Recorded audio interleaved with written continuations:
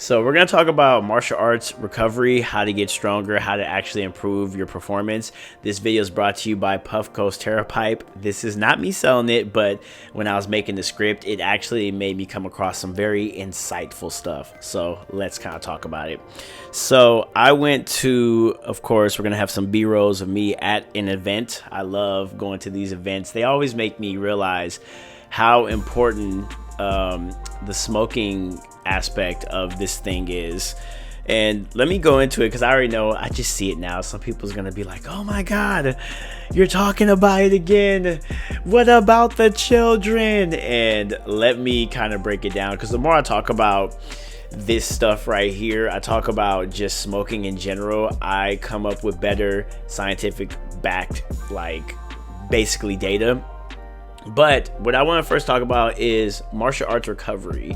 Some people ask me, of course, I'm well known for constantly dislocating my shoulder. Every time you see me bring up me talking about like some type of smoking device or something like that, I probably recently dislocated my shoulder.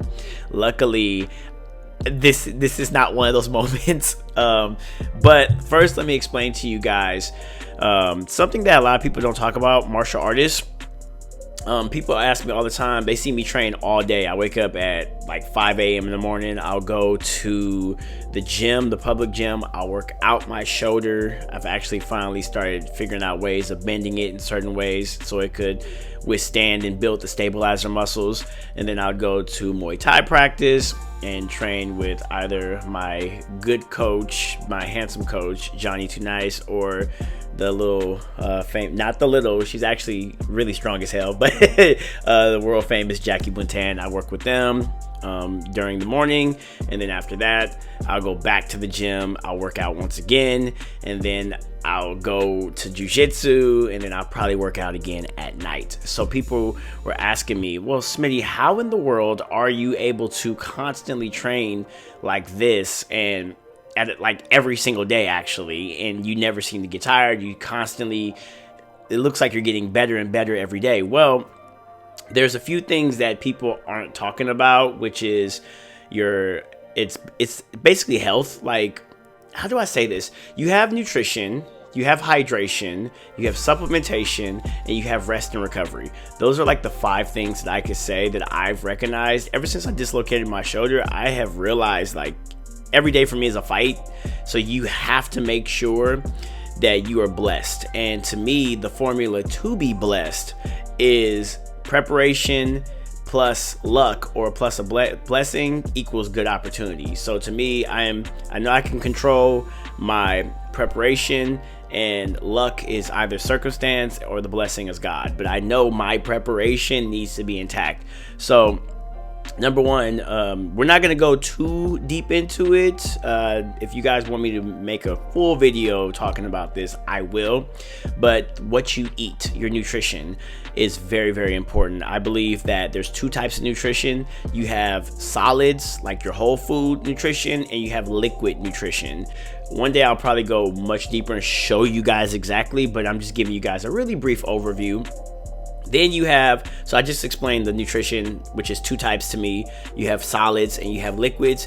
And then you have hydration, which is water and your electrolytes, understanding how to take your potassium and stuff like that.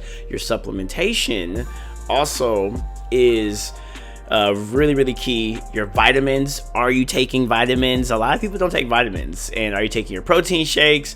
And then you have recovery, rest and recovery. Rest to me is just sleep, but you can't just go to sleep and think you're going to be fine. It doesn't happen. I'm sorry. You could rest all day, you could sleep all day, but your body still needs recovery options. And this is where this video comes in, thanks to the Puffco's TerraPipe. No, it's not. It wasn't the fact that I was smoking it, but the fact that I was writing the script, it made me realize of something that's not being talked about, and it is hormonal recovery. That's something that we as like a community, even I think worldwide, we're not talking about hormonal recovery. So before I get ahead of myself, one of my favorite recovery options that I love doing is the sauna. I love going to the sauna because the sauna there's something called heat shock proteins. Basically, if you think of like imagine a superhero who their power is if you basically blow their head off or something, like Deadpool or Wolverine, or you shoot them. I know that sounds very like intense, but they heal up really fast. Well, when you go to the sauna and you sit there for about 20 minutes, your body goes under stress and it activates something called a heat shock protein, and it allows your body to recover really, really quickly. Some people don't like the sauna, so they want to do what's it called, a ice bath. I believe once you activate heat shock proteins, you get the benefits of an ice bath. The best way to explain it is an ice bath or cold therapy is short-term recovery. The hot therapy from the sauna is long-term recovery. I go to the sauna every day. I go to the sauna every single day. And then now what I also want to talk about is some people like to get massages. Massages are okay. Some people go to chiropractors. Chiropractors are okay. I think those are actually good if you can afford them. They're very expensive.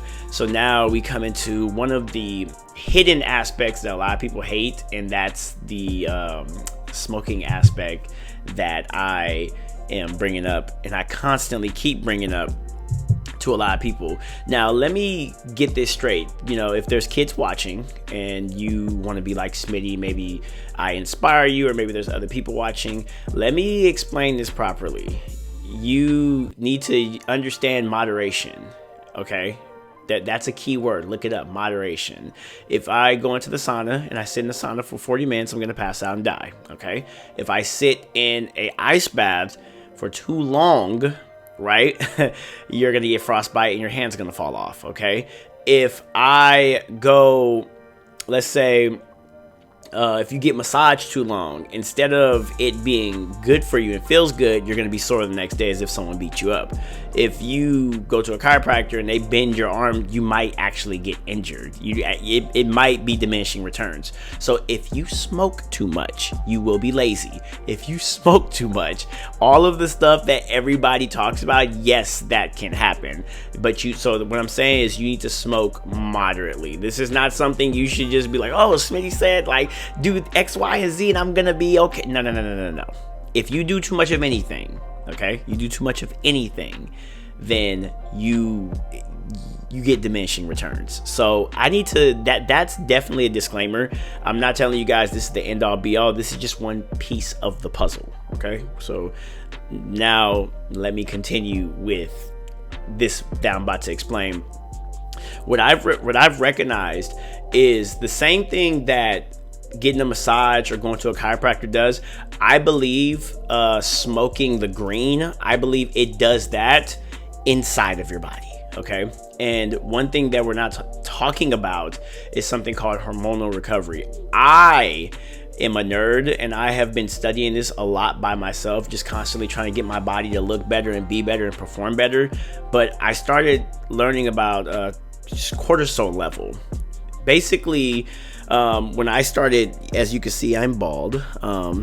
I like to look now, so I stayed, but I was losing hair, right? And I believe that men are under the assumption when they hear hormones, they think that that's a woman problem. But after doing a lot of research, I realized that something linked to the male suicide rate could be the fact that a lot of men's hormones are off whack and it's out of balance. I believe low testosterone and high cortisol levels, I believe, is linked to the massive male suicide rate that's happening right now. And when you smoke, it lowers your cortisol. I have never seen someone who smokes and they don't want to talk about their problems. But people who are in severe stress and they're in denial, they swear up and down nothing's wrong. And low testosterone also makes a man very unmotivated. And as you can see, we're living in a time where they say the testosterone is actually lower than any other generation, and the male suicide rate is getting higher. I mean, there's something there. You get what I'm saying? So the reason why I promote smoking, for me personally, I started recognizing is that it allows you, and this is good for martial arts too, martial artists as well. what's not being talked about is being able to rest, like because sometimes if your testosterone's low and your stress is high, you do not get the proper sleep that you should be able to get.